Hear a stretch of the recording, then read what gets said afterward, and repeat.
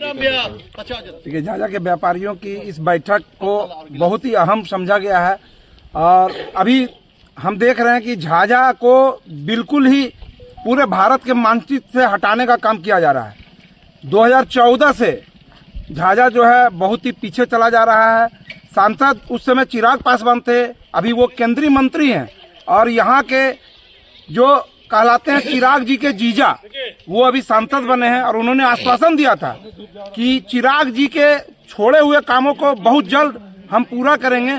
लेकिन ये देखने को मिल रहा है कि पूरा तो छोड़िए, जो शुरू हो रहा है उसको भी बंद होते देखा जा रहा है। अभी 2 ट्रेनें नई चली है देवघर से और सियालदह से, झाझा को बाय बाय करते नजर आएंगे। ये बहुत ही दुखद है।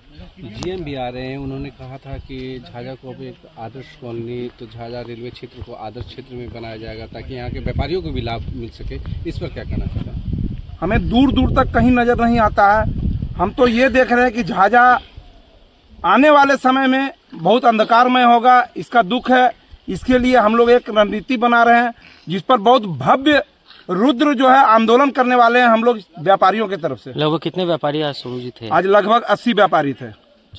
कौन सी ट्रेन के बारे में आप बोल रहे हैं जो नहीं रुकी? सियालदह वाराणसी और एक देवघर वाराणसी, दोनों बाबा टू बाबा है, लेकिन दोनों का ट्रेन जो है झाझा में ठहराव नहीं है। पूरे बिहार में सिर्फ पटना में उसका ठहराव है, पूरे बिहार में। ये बहुत ही दुखद है, जबकि पहले झाझा हमारे हावड़ा और मुगलसराय के बीच का सबसे मेन पॉइंट था। आज ये सबसे पीछे पॉइंट हो गया। रेलवे के क्षेत्र में व्यापारियों का यहाँ बहुत बड़ा योगदान रहता था ट्रेवल के दौरान, तो क्या आर्थिक राजस्व जो है यहाँ पर पूरी कर पा रहे हैं कि नहीं व्यापारी? व्यापारी तो पूरा कर ही रहे हैं, लेकिन फायदा हम लोगों को कुछ नहीं मिल पा रहा है। जीएसटी का हो गया है और बाजार में नगर परिषद के कारण भी बहुत तरह की परेशानी आती है, उस पर भी चर्चा हुई है। अच्छा, एक महत्वपूर्ण बात सोनू जी, आपने एक पत्र भी देखा था कि नगर परिषद में जो बोर्ड सदस्य की बैठक होती है उसमें लगभग 10 से 12 विशेष सदस्यों को जो है इसके लिए मनोनीत किया जाता है, जो बोर्ड की लाइव बैठक को देख सकते हैं। भले ही वो प्रतिक्रिया ना दे, लेकिन उनके पास पूरे पारदर्शिता के साथ उनको बैठने का अधिकार होता है। ये पत्र भी है और ये मतलब लिखित रूप से आदेश भी है, तो इसको लेकर क्या?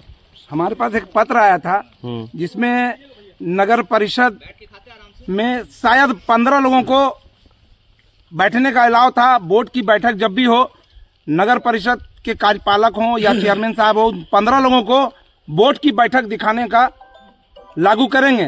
लेकिन ये दुर्भाग्य है, शायद ये पिछले साल ही पास हुआ था और अभी तक इस पर लागू नहीं हो पाया है। हमने चेयरमैन साहब से बात भी किया तो उन्होंने आश्वासन दिया कि निश्चित इस बार हम लोग इस कागज पर अमली जामा पहनाने का काम करेंगे। व्यापारियों को किस तरह से लाभ मिलेगा? देखिए, अनुमंडल तो झाझा के व्यापारियों का बहुत बड़ा मुद्दा है और विगत कई वर्षों से हम लोग अनुमंडल के लिए मांग करते आ रहे हैं। इस पर पूर्व मंत्री सह विधायक माननीय दामोदर रावत भी आश्वासन देते आ रहे हैं कि जब भी बिहार में अनुमंडल की प्रक्रिया चालू होगी तो झाझा अनुमंडल बनेगा। बस इसी इंतजार में हम लोग हैं कि कब प्रक्रिया चालू हो और झाझा अनुमंडल हमारा बने। में अतिक्रमण मुक्त कराया जाता है और फिर अतिक्रमण किया जाता है।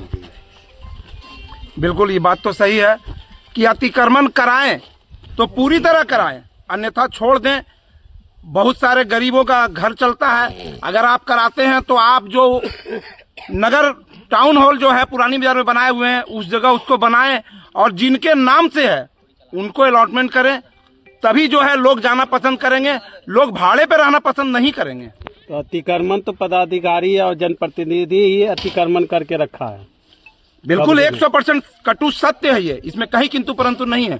इस बातों का मैं समर्थन करता हूँ। अब इस पर क्या कहेंगे आप लोग? हम लोग चाहेंगे कि अगर जिनके नाम से अलॉटमेंट है, अगर आप वो फुटकर के नाम से बनाए हैं तो फुटकर को सुपुर्द कर दें।